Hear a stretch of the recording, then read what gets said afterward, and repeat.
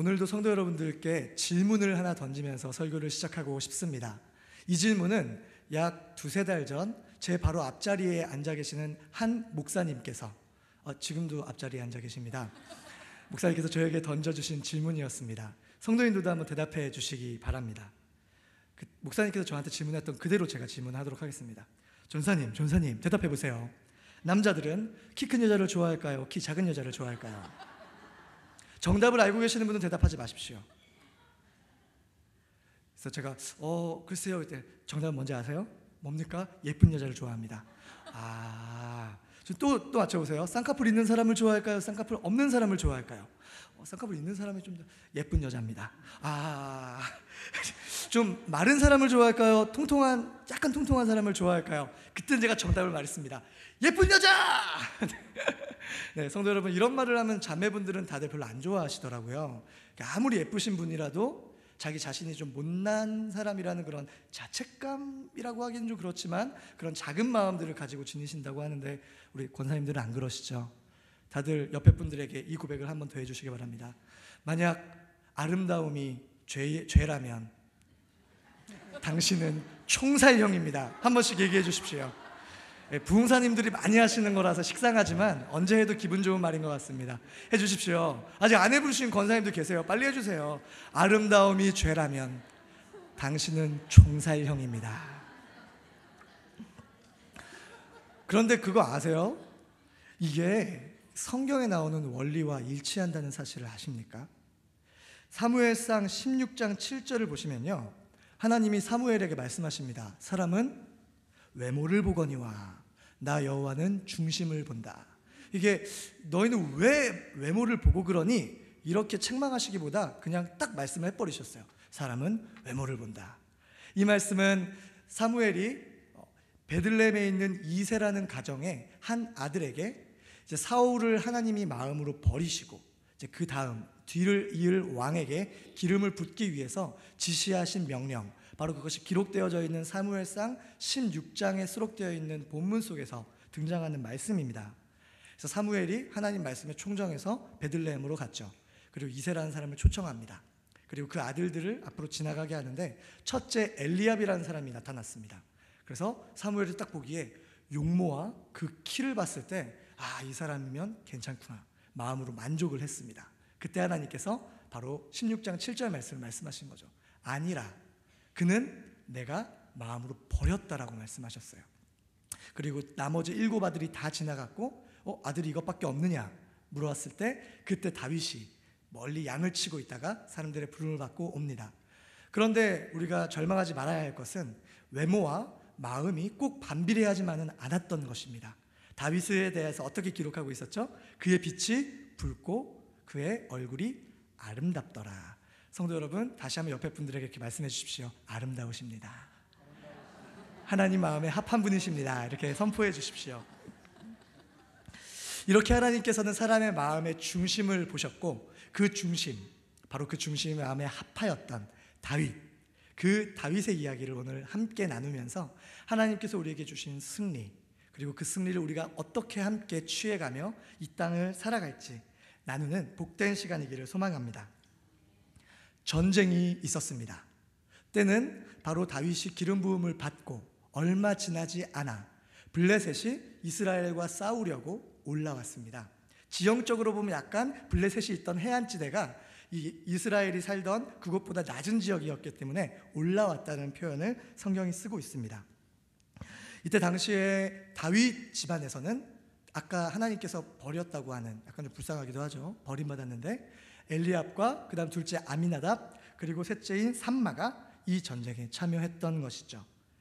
당시 다윗은 아버지의 양을 치고 있었습니다. 아마 어려서였을 수도 있고 글쎄요, 잘 모르겠습니다. 그 모든 아들들을 군대에 내보내는 것은 성경적으로 하나님의 긍휼하심과 좀 맞지 않았기 때문에 셋만 착출되었는지 그건 잘 모르겠지만 그 셋만 군대에 참석하게 되었고 참전하게 되었고 이제 다윗은 양을 치고 있었습니다.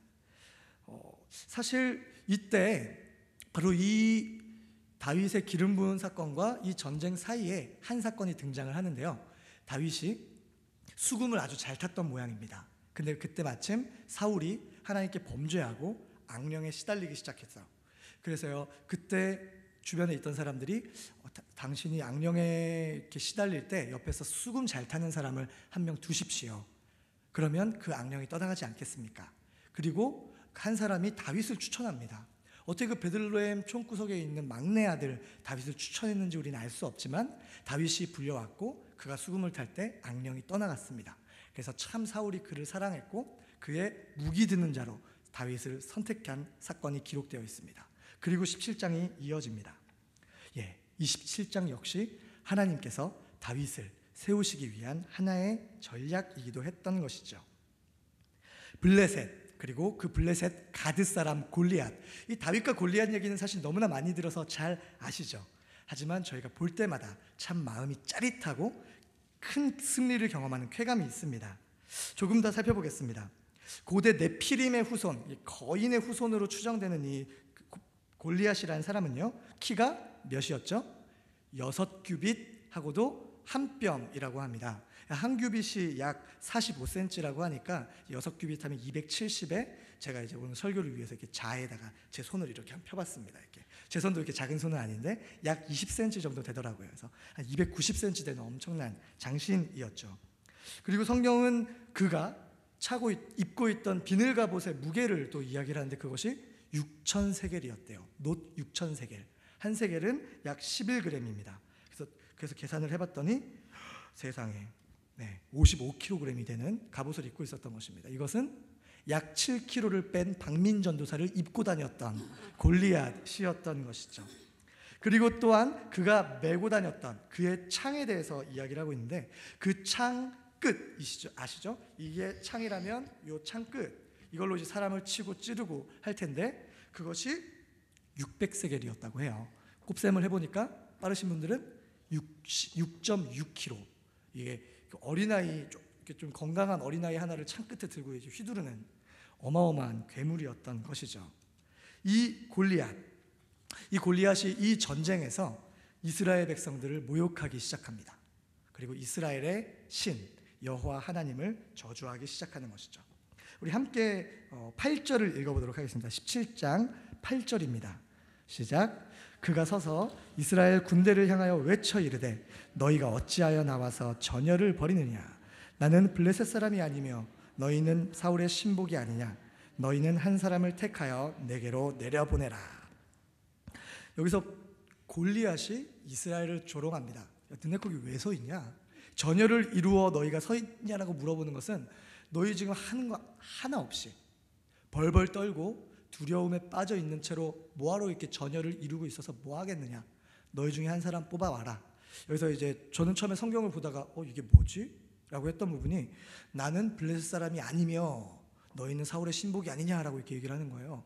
분명히 성경은 골리앗이 가드 사람, 블레셋 사람이라고 이야기를 하고 있는데 근데 이것이 이제 번역을 하다 보니까 어색한 표현이 된 것인데요. 한마디로 야, 나 박민 아니야, 박민.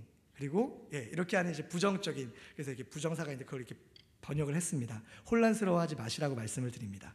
그래서 이렇게 열심히 골리앗은 이스라엘을 향해서 조롱과 조소를 던지고 있었고 이스라엘 군대는 이 골리앗 앞에서 정말 벌벌 떠는데 이 벌벌 떠는 건 단순히 시험을 보기 전 혹은 제가 10분 전 앉아있던 수요 예배 전에 긴장되고 떨리는 이 심장 그 이상의 죽음의 공포를 아마 느끼고 있지 않았을까요? 이 골리앗의 목소리. 그래서 결국 너희 누군가 믿음 있는 사람, 자신 있는 사람 앞으로 나와봐라. 나를 싸워 이기면 우리가 너희의 종이 되고 너희들이 지면 그 한 사람이 지면 너희는 우리의 종이 될 것이다. 매일마다 나와서 골리앗이 이렇게 외치는 겁니다. 얼마나 괴로웠을까요? 사울의 마음이 상상이 되세요? 왕입니다. 왕이 자신이 직접 나갈 수도 없습니다. 답답하죠. 절망적이죠. 이러다가 그가 쳐들어오고 블레셋이 이스라엘을 덮으면 전쟁의 결과는 불보듯 뻔한 것입니다. 이 골리앗의 목소리를 우리가 믿음의 상상력 가운데 오늘 이 시간 우리가 잠시 묵상하고 듣게 되면 참 마음이 무거워지더라고요. 마치 오늘날의 세상이 우리 교회를 향해서 열심히 외치고 있는 소리 같았습니다. 진리를 가졌다고 하고는 너희 교회여, 그리스도의 생명을 가졌다고 하는 너희 성도들이여, 너희의 거룩함은 어디 있느냐? 나와 봐라. 내가 가진 이 세상의 잘난 것들, 우리가 성공할 수 있는 이 방법들과 한번 1대1 맞짱을 떠보자. 누가 이기는지 한번 두고 보자. 하지만 우리 교회는, 저는 그 목소리 앞에 감히 나서서 그와 맞짱을 뜰 자신과 용기가 없는 것 때문에 마음이 무척 무거워지고 있었습니다. 심지어 세상은 요즘 우리 기독교 이 교회를 들어보셨죠? 여기서 말하기 참 민망하지만 현실이기 때문에 개독교라는 말을 씁니다. 기독교에서 앞에 개자를 붙여서, 그리고 우리 믿는 사람들을 두 글자로 줄여서 개독이라고 부릅니다. 에이, 저런 개독들이라고 이렇게 막 기사에 우리 교회에 대한 나쁜 글들이 뜨게 되면 댓글들이 달립니다. 역시 개독들 어쩔 수 없어. 너무너무 가슴 아픈 현실이고, 마치 이 골리앗 앞에 서 있는 우리 이스라엘 백성들의 모습과 크게 다르지 않은 것 같아서 마음이 무거워졌습니다. 잠시 무거운 마음을 옆으로 두고 전장으로 다시 한번 돌아가 보도록 하겠습니다. 다윗이 전장에 도착했습니다. 도착하자마자 느껴지는 뭔가 무거운 분위기, 그리고 그는 그의 형들을 찾아서 아버지께서 다윗을 보낸 이유는 형들이 잘 살아있나, 그리고 전쟁의 형국은 어떻게 되는지 알아보러 보냈는데요. 다윗이 형들을 만나서 이야기를 하는 중에 그 전날처럼 골리앗이 또다시 전장 앞으로 나옵니다. 그리고 어제 했던 오늘 그 이야기를 오늘도 다시 짓거리기 시작하고 있는 것이죠. 그때 다윗이 성령의 충만한 감동을 입은 이 청년의 마음속에 거룩한 분노가 일어납니다. 그리고 사람들에게 묻습니다. 저 사람이 지금 뭐라고 하는 겁니까? 그리고 저 사람을 죽이면 어떤 상이 있는 겁니까? 막 물어보고 다닙니다. 이때 하나님께서 버렸다라고 말하는 다윗의 첫째 형님 엘리압이 다윗에게 면박을 줍니다. 26절 한번 읽어볼까요? 왜 하나님이 그를 버리셨는지 조금의 단서를 볼 수 있는 것 같습니다. 26절 읽습니다. 시작. 다윗이 곁에 서 있는 사람들에게 말하여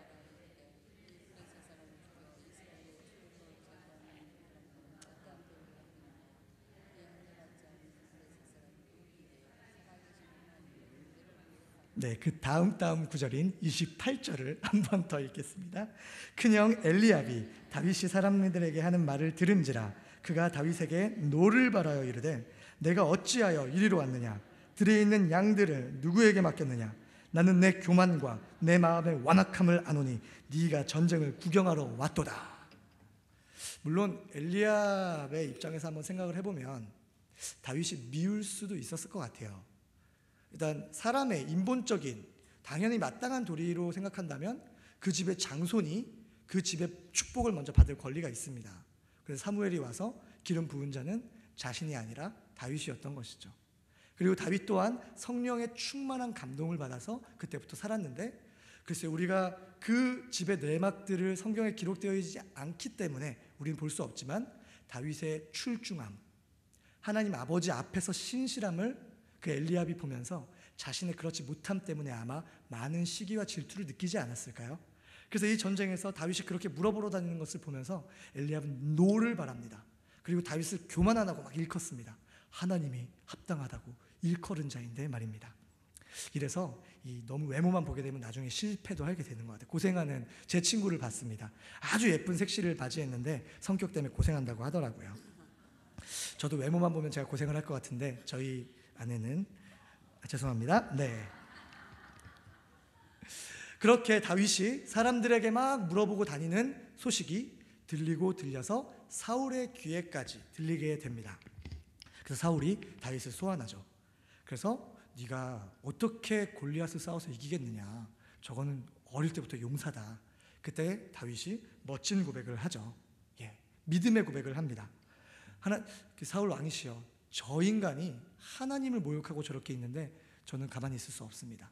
그래서 그가 나아갔다고 얘기를 하고, 글쎄요, 사울이 지푸라기라도 잡는 심정으로 그를 내보냈을지, 아니면 성령 충만한 다윗의 그 포스에 압도가 되었는지는 모르겠지만 그를 내보내면서 이제 갑옷이랑 칼을 주죠.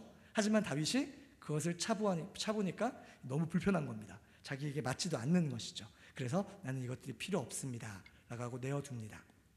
그리고 전장으로 나가기 전 한 곳을 들르는데요, 시내로 가게 됩니다. 시내에 가서 매끈한 돌 5개를 자신의 주머니에 넣는 것이죠. 그리고 골리앗 앞으로 갑니다. 사실 여기서 사무엘상을 보셨던 성도님들, 통독을 하시다가 한 번쯤 멈칫하셨을 부분이 여기서 등장하는데요. 17장 마지막 이 전쟁이 끝나고 사울이 그의 사령관 아브넬에게 이렇게 얘기를 해요. 야, 저 아들이 이 사람이 누구의 아들이냐? 누구의 아들이고 또한 이 소년이 누구의 아들이냐? 계속해서 묻습니다. 2번이나 재차 묻습니다. 근데 이상하지 않으신가요? 사울은 다윗을 알잖아요.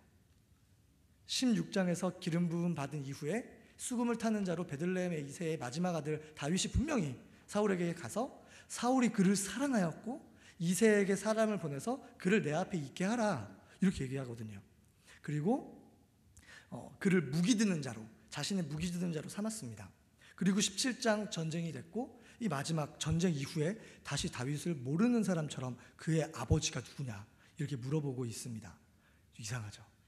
성경이 이상한 건가요? 누군가에게 짜집기 하다가 실수해가지고 배열을 잘못한 거였을까요? 그래서 이 성경 말씀이 하나님 말씀이라고 믿는 학자들이 몇 가지 추정을 했더라고요. 어떤 사람은 이 다윗의 어떤 사람인지 물어본 게 아니라 왕이 얼마나 바빴겠느냐, 다윗의 아버지가 누군지 기억을 못했던 것이다. 그래서 이 소년은 누구냐라고 물어보지 않고 이 소년은 누구의 아들이냐, 그 아버지가 누구냐라고 물어보는 것이다 라고 하는 학자들이 있었습니다. 근데 그 신빙성이 조금 떨어지는 것 같습니다. 원문을 좀 보니까 그리고 그때 당시에 문화 속에서는 한 사람의 정체성을 밝힐 땐 아버지를 항상 거론했기 때문에 이름이 그냥 다윗, 요셉 끝이었어요. 그래서 그 뒤에 아버지의 이름이 붙고 그 할아버지의 이름이 붙고 그랬다고 합니다. 그래서 2번째 추정을 했던 것이 다윗이 수금을 타고 무기든 자로 복무했던 기간이 짧았을 것이다.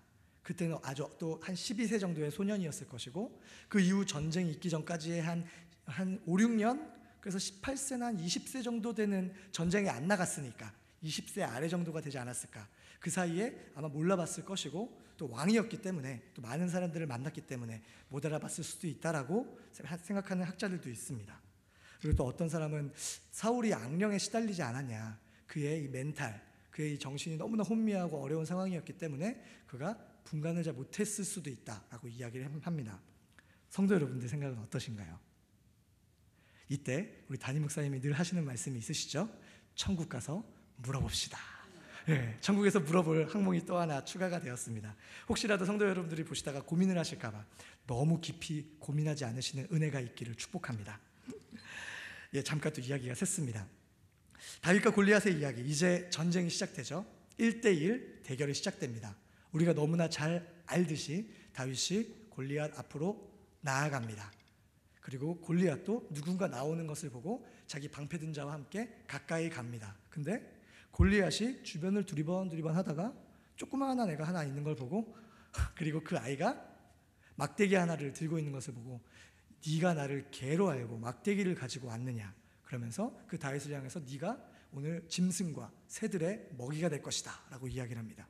그때 다윗이 정말 멋있는 고백을 하죠. 17장 45절 47절 우리 함께 읽어보도록 할게요. 45절에서 47절입니다. 힘있게 우리 선포하도록 하겠습니다. 시작. 다윗이 블레셋 사람에게 이르되 너는 칼과 창과 단창으로 내게 나아오거니와 나는 만군의 여호와의 이름 곧 내가 모욕하는 이스라엘 군대의 하나님의 이름으로 내게 나아가노라.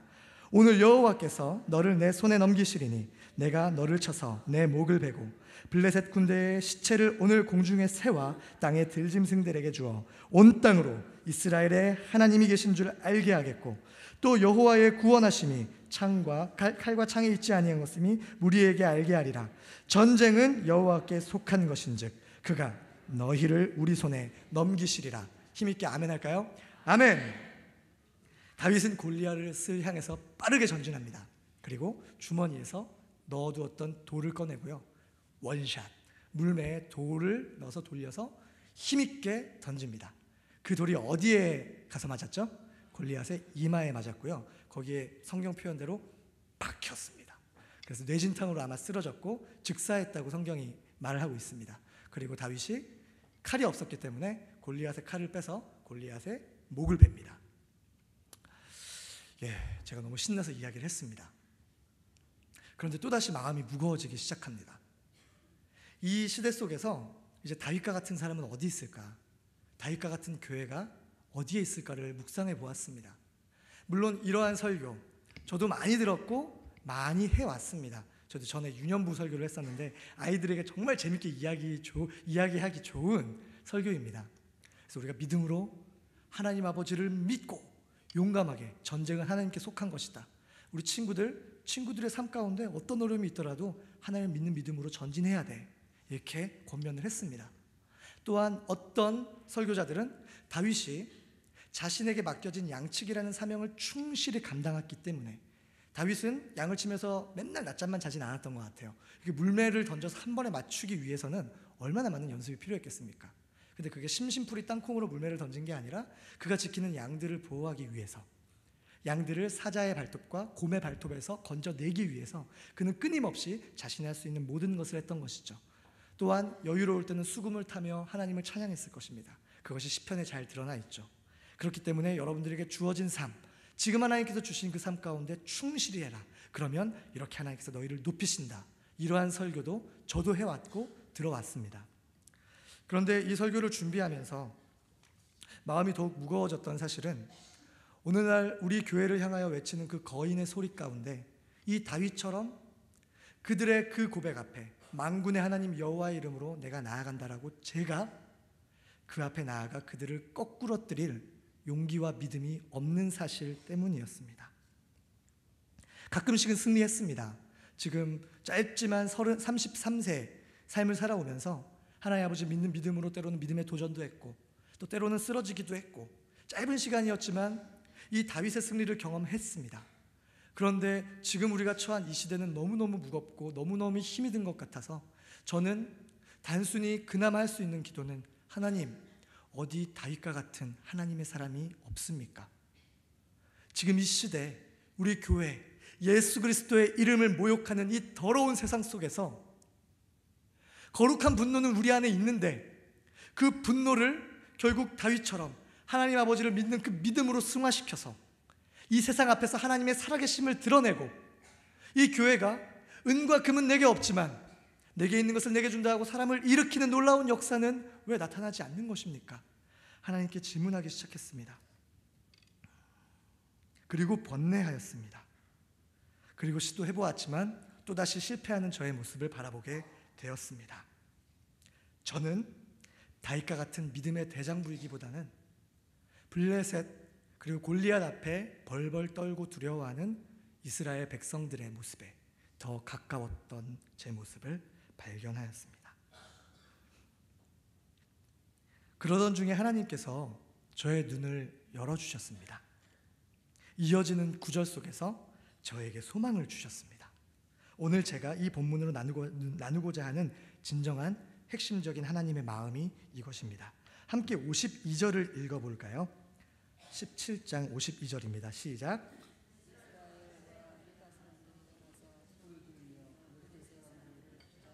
가이와 에그론 성문까지 이르렀고 블레셋 사람들의 부상자들은 사라임 가는 길에서부터 가드와 에그론까지 엎드러졌더라.